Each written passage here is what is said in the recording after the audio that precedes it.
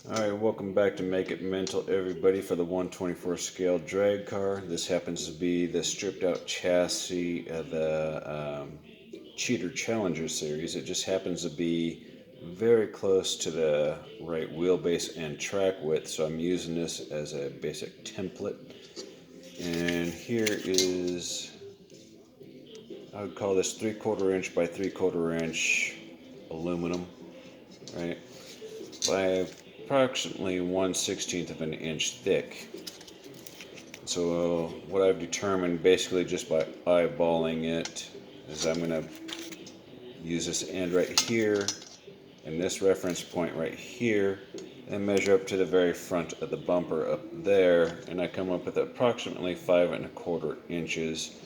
And I'll mark out some spots on the L bracket for the steering knuckles somewhere in this area here, and I'll make a mirror image, a left and a right, obviously.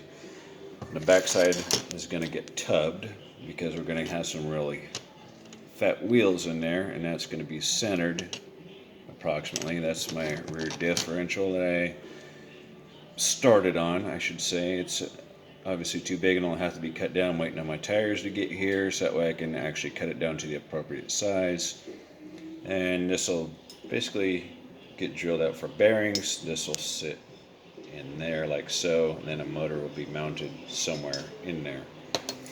But I think I'm going to use a 130 size motor for this because just about everybody can get a 130 size motor somewhere out of something, and they're very common. Even in the Tamiya slot cars, they use a 130 size motor, maybe even a 180 size motor.